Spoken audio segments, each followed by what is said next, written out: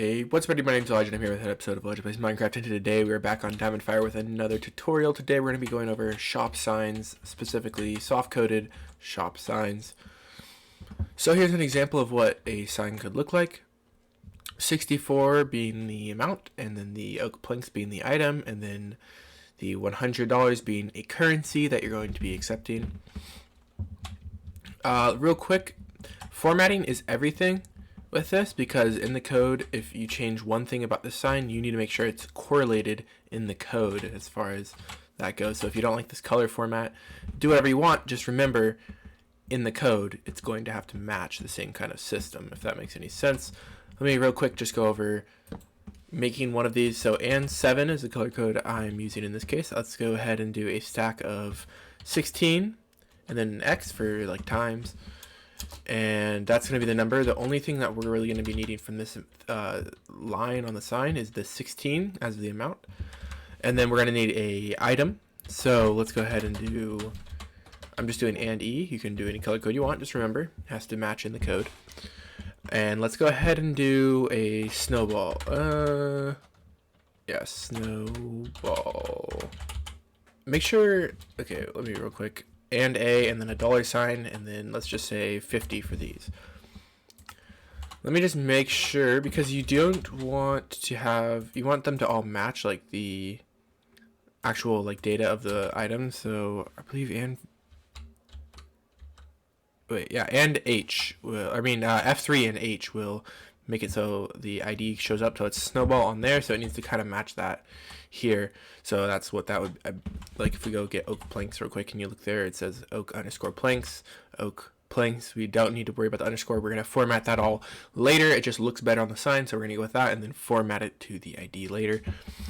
So now that we have kind of a format for our signs themselves, we're going to get into the code. So on join, we're going to actually need to give them a currency. Of course, you can give players currency however you want in your game. In this case, we're going to just go ahead and set a variable. So var money, or we're going to want to do %default money. You can do whatever you want for your variable name. Just make sure it matches.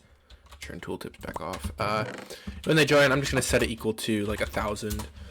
And then I'm just going to, for a purpose of display, just repeat forever and then send like an action bar message. You can do whatever way you want to do for displaying money. This is just for an example in this case. So if I go into the game now, I have fast looping because I forgot to put a wait in there.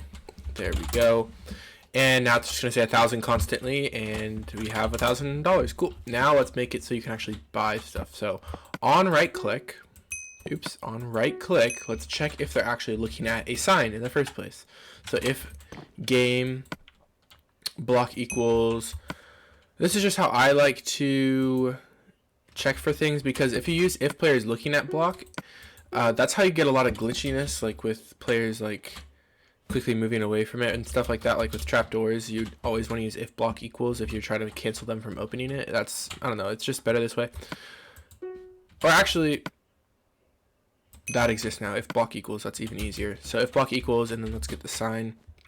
Don't forget, if you have like not just oak signs in your game, you want to put that in there. So yeah, oak sign. Now inside of here, we're going to need to actually get the text on the sign. So set variable and game values, and then right here, get sign text. And then click that, let's get a variable. And if you look inside of here, the tag, it shows you like all lines or 1 through 4. So like if we got all lines and then we did variable, like just text, and then we get the location. So we need a game value and then the event block location. Put that in there, and then we just send the message, the text as a message.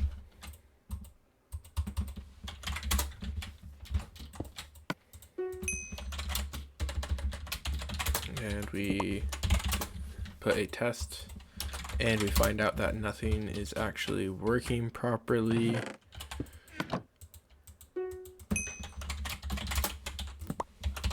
And we just keep doing debugging, and figure out that if event block equals doesn't seem to be working.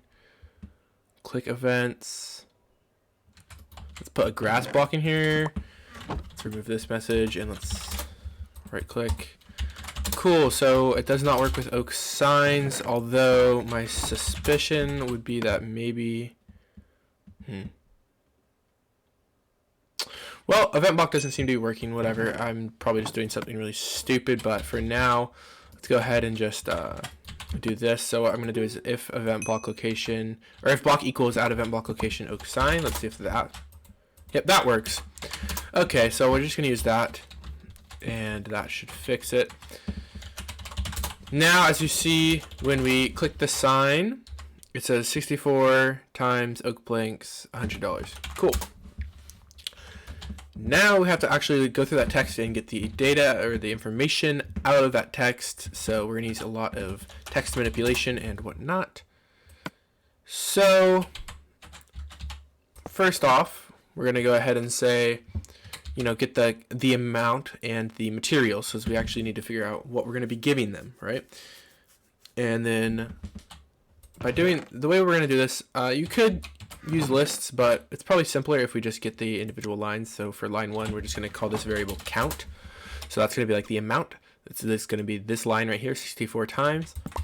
So the count from the location at line 1, and then we're going to go ahead and put it in here, and we're going to do text manipulation and then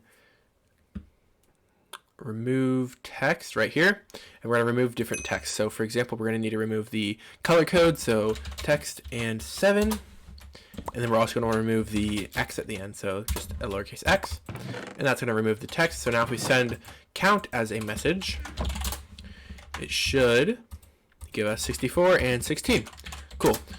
Now the only thing that you need to remember is that this is a text right now, so it's not actually going to work as a number unless you convert that, but we'll worry about that in a second. First, we're going to want to get the actual material. We're going to use that same game value, and we're going to get the sign text. All right, and we'll call this material. Let's make that local as well. And we'll put the location in like so, and we just change the tag to 2. And then we're going to need to do some more text manipulation, and in this case we're just going to need to be removing the and e at the front. So text, remove text,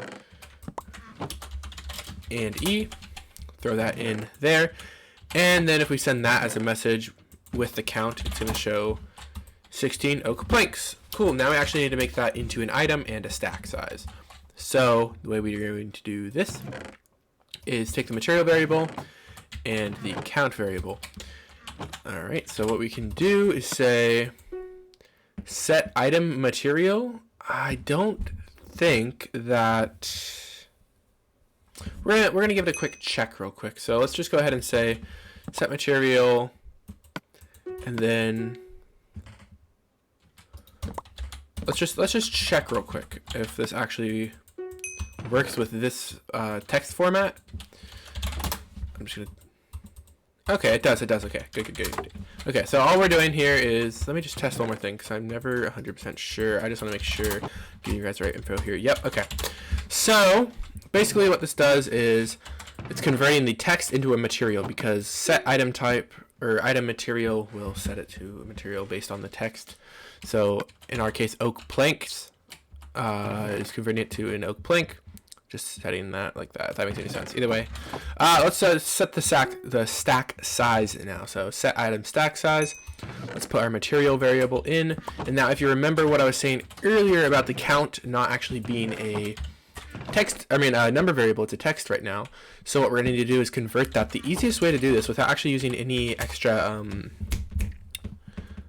blocks in your code space is just doing %var, and then inside of that putting the count inside of that. And then did we uppercased on that one? So %var count. Basically what %var does is it gets the actual value of the variable you're specifying. So in our case, the value of count, and it's putting it into a number variable here. So that's kind of like a way you can convert that without doing any extra space. So either way, set item amount For material, we set the amount to the count. So if we do this, we should get 64 arc planks like so. And if we do it on the snowballs, we get 16. Cool. Now that we have that working, we have a item that we need to be giving them. We're gonna actually need to make sure they have enough money for said item. So let's remove that give item, and let's go ahead and say another set var if variables and player action is all we're gonna need. So first, we're going to need to actually get the text from the sign like we did before with the other two. In this case, line 3. So variable money or something like that. Local once again. And then we're just going to use the same game value, the event block location, down here. Boom. Now what we have to do is get rid of the extra text at the beginning. So like the and a $sign. And then we can just say remove text like so. And now what we can do is say if and then we get the same variable that you use for your money. So in our case, %default money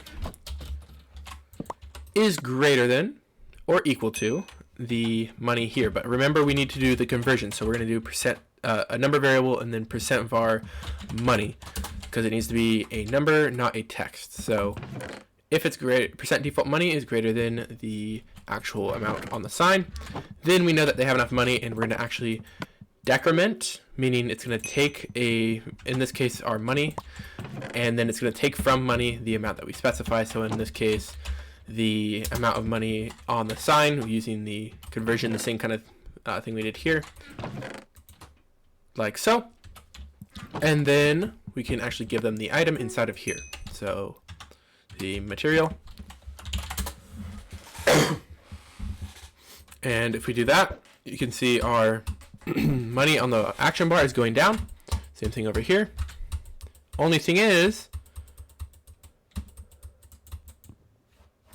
well, nothing. I don't know why I said only thing is. It works perfectly fine.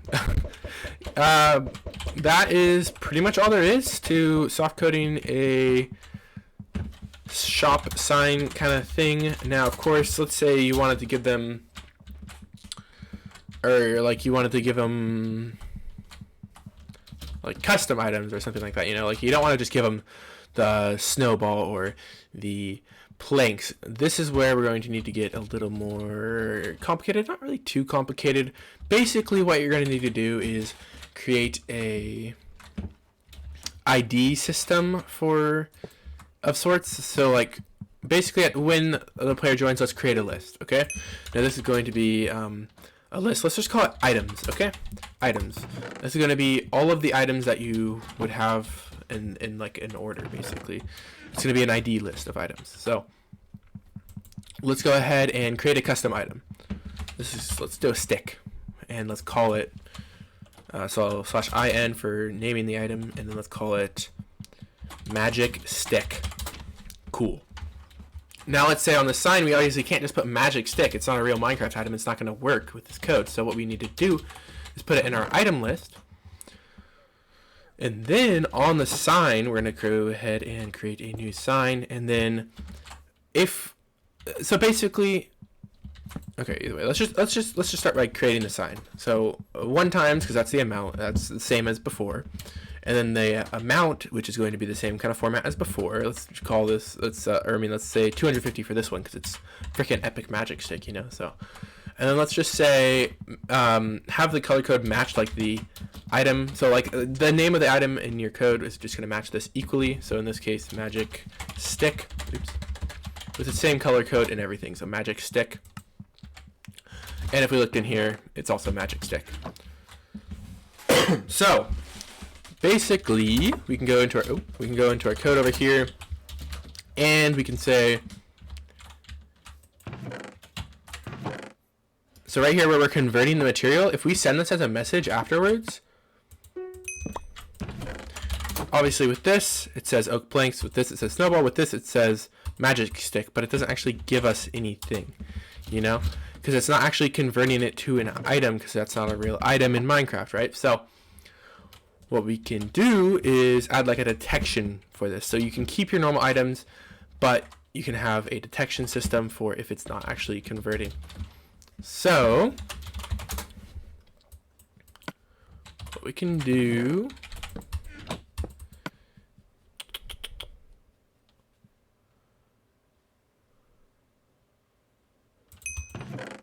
if item is type, and then we go down to item, and then boom. So basically what this is saying is if it's a certain type of variable, it's obviously not going to be an item if it doesn't convert, right? So now if we set this as a message here, let's just say yes. So if it is an item, it should say yes. So in this case, yes, yes, nothing. It's not saying yes. So this is how we can like custom detect it. Boom. Inside of here, we can say, if you remember, we have a list of items. So the same variable from here. Repeat for each in list. Let's get a variable I for like the index. Oh, excuse me. Okay, so then we repeat for each item in the list of items, and we say get item name of each one. So get item name. So let's create a variable called name of the current index, and then let's say if the name is equal to the material variable, then we'll go ahead and say set, and then our item, our material to, why did I have to get that? I already had it. Set our, oh wait, no I didn't, frick. Set our material equal to get list index of value first, so the index inside of items of the current thing, if that makes any sense. Wow, wait, no. Okay, we just have to set material equal to I. Sorry.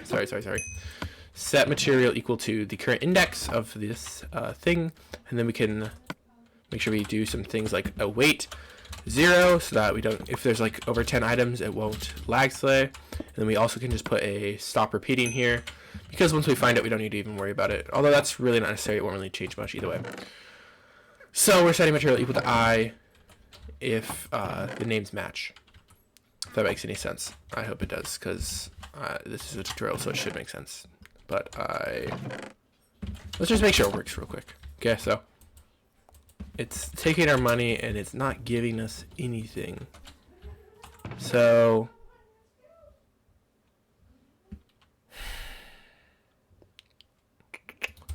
let's just go ahead and each time we're repeating,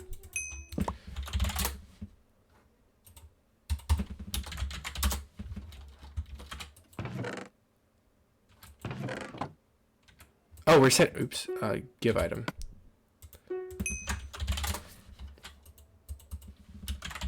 What? Wait, is this not? Oh! Oops. If not, so we need the not arrow. If it's not an item, I'm an idiot. There we go, now it's working. Okay, so basically if the material is not an item, then we do all this stuff, blah, blah, blah, blah, blah. Cool. So that's pretty much it for a basic soft-coded sign shop system, even with custom items. I hope you guys found this useful. If you did, make sure you guys leave a like and subscribe, and let me know what else I should do for tutorials in the future. Hope you guys have a good day. See you guys later. Bye.